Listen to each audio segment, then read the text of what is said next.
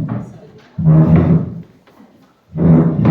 we're going to have a look at pastels, so I'm going to do a little bit of demoing pastels. So just a quick recap, so we're on our portrait project. This is week 3, so if anybody missed any sessions, the first week I did a demo a bit like this, where it might have been this one or it might have been another one, but it's basically just setting out setting out the features and the shape of the head. So basically with most portraits, what I'm looking to do is get the tilt of the head really to start with, because most of the time we find that somebody's head might be a little bit tilted. So in this case, it's going like that. And then we've also got eye level, sort of here. And then working, I usually draw out one eye, then the space between the eyes, the next eye, then work my way down, try and get a spacing from here to there, and then through this gap, and then through the mouth, and then the outside shape. So that's the approach I take. Sometimes I'll just do a very rough oval where I want the head to be, but I find it's easier to work from the inside out there. So that's the general approach. Last week, so that was the first week. Last week, and what I'm going to do is use this drawing as the basis for today's pastel, develop it to a pastel, because that's quite nicely set out. Last week I did a little bit on painting with oils using a very sketchy sort of technique. So this would be like a quick sketchy impression in oils. And both of these were about 15 minutes, 20 minutes portraits. Using a limited palette, so we used the Zorn palette. I want to see if you had a go at that. So that was using yellow ochre, cadmium red, black and white, a very limited palette. I was hoping somebody left a couple of brushes and a palette last week. I don't know if that belongs to anybody. Yeah, that's right, there we go. And I had a feeling somewhere around there. Yeah, so that was last week. Next week, if you want to carry on the portraits, that's great. I think I'll also do a little bit of an extra one with, do some short projects. I'll start to have a look at textures. So that could be textures in paint, whichever medium you want to have a look at. It could be acrylics, watercolours, oils, but I thought I'd do a little bit on texture. So that'd be a bit more related to landscape. So that'd be maybe a couple of weeks project, but we've also got the project after that is a short project of derelict. That was the thing, derelict, which we had a look at a couple of years ago. That's one nice project that someone enjoyed. So if you fancy, you could actually combine the two. That might be quite a nice way of combining the two. So that's the next couple of things coming up. Right, okay, so pastels. Yeah, I'm going to use this one, and also the other thing was looking at children's faces. So last week was very much adults and quite sort of distinctive adult faces. One of the things and one or two people have asked me about drawing children or young people.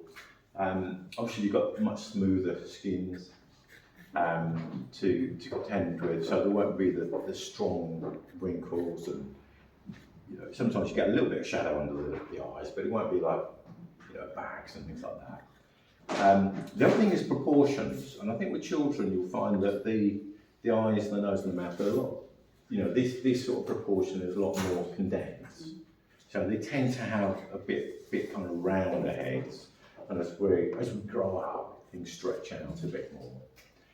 Quite often eyes appear bigger, or I think particularly the ratio between the depth and the width appears different in children. They seem more rounded, the eyes, particularly when we look at this little girl. To me, they're sort of deeper, wide, perhaps not quite as wide, and more open. So that's one of the things to look for. But particularly look for things like noses, definitely smaller. He's got a much, I bet as he grows up, this will all lengthen out and maybe get a little bit broader. Okay, so there's some of the things to look out for. Pastels, I find they're quite a tricky medium to get naturalistic colours and tones with. So I don't try over hard, so make it an absolute match. You could just go for like a tone drawing, a bit like we did last week with the with the Zorn palette, you could maybe have a black and a brown and maybe a light colour. You know, just go for a few different light and dark shades. If you wanted to go a bit more naturalistic, then I would suggest sort of getting a few pastels out, and this is what I've been doing here, just trying them out and seeing what they look like on the paper. So that's what I've done here. I've picked a few out to start with, and then I tend to probably work a little bit the outside to the inside. Obviously I can put them on in quite a broad way, so that's coming out quite red. Maybe go with it slightly darker. With these kind of papers, quite a lot of the papers you would get this sort of grainy effect. So I tend to like to just work that in, work that into the grain of the paper. So either you could use your fingers. You can use something like a little bit of chamois leather or something like that, very soft leather. That's quite nice for blending. All these paper blenders, these are quite good for that. Sorry, Paul, is that pastel paper? It isn't, no, it's just ordinary card. It's ordinary? Yeah, just because I just started the drawing. Yeah. Really. So it's possible to work on cartridge paper, but it's not ideal. So pastel paper ideally has got a little bit of a tooth, but then I find some of them have got such a strong grain, I find them quite hard to work with. So I tend to prefer a slightly smoother paper. You can get nice pastel papers that are almost like a sanded grip, a bit like sandpaper, very fine sandpaper. That's really nice to work on, but they're expensive. Yeah, maybe £1 or £2 a sheet, something like that. But they are literally like a very fine sandpaper, but they're designed for pastels, so they're nice. Or you can paint. You can get things like mount board and just paint a pastel ground on. So it's like an acrylic paste that you paint on, and you get this fine ground for pastels. So they're nice to work on. I can also do a little bit more about that in a week if you wanted. So something like this, I would probably get some background colours and tones in place. And to me, he's a little bit lighter here, so I'll just perhaps work one side here, and then gradually work other colours into that. So there we go. I'm thinking there's little bits of yellow in here, just in here. It's a little bit lighter there, so I'll lighten that up with this sort of like a tan colour, make that a little bit lighter in there. What you can find with pastels is that they will very quickly clog the paper, so you can only put a couple of layers on. If you're finding that you want to take pastel off, what I tend to do to start with is just use a brush, just lift it off with a brush, just an old bristle brush. And I find that I can usually then, it opens up the paper a bit, and I can then put some more over the top. So that's one way of working. So working around his eyes, obviously it's quite dark here. This is just using the ordinary pastels, but you could use the pencils as well. Swap to a pencil, just for a little bit of definition around here. Some you'll find are slightly harder. Some pastels are very soft and crumbly and creamy, others will be a little bit harder. And then I can just push that around with a blender there.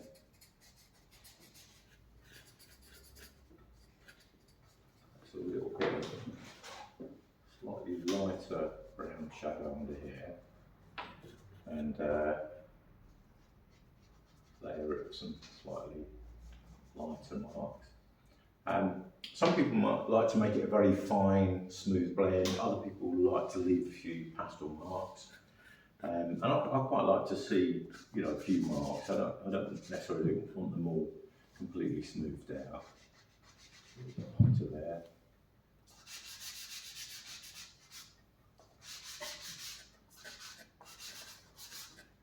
And then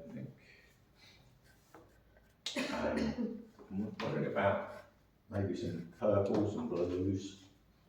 So just a little bit of purpling with that brown shadow there, just to make it a little bit cooler. And then something a bit lighter. lighter, the highlight. So this is probably where a tone paper is quite nice because you have a background tone, and then these lighter tones will really stand out better there. Some of the highlights. A bit here.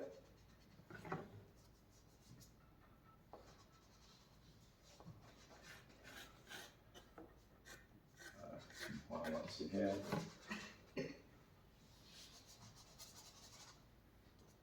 And then just want to work into his eye a little bit more to make that a bit darker.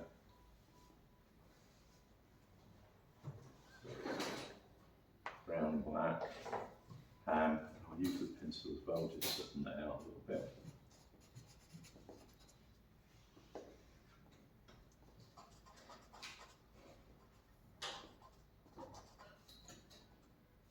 I think once you do something like that, it starts to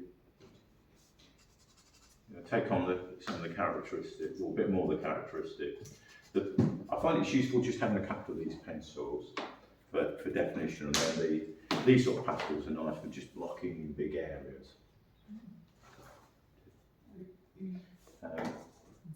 But basically, I'll just kind of work my way across, work my way down, get some darker shades around here.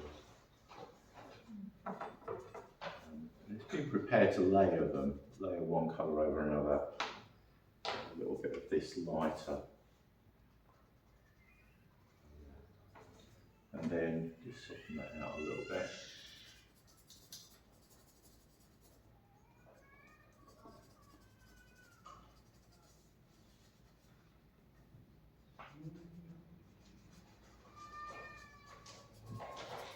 Apparently with these you can also sort of pick a little bit of the pastel up and almost like draw with it. So that's another thing. So it's quite a nice medium. Nice sort of instant colour medium. The downside is always looking after them because they will smudge very easily. You need to avoid doing this to the paper. Perhaps either put a protective sheet over the top, like tracing paper or greaseproof paper, or if you can get them behind a frame, glass in the frame. That's nice. Is that enough to? Yeah. So if anybody wants to go, there's plenty of pastels here if you fancy having, even if it's just like a quick 10-minute sketch.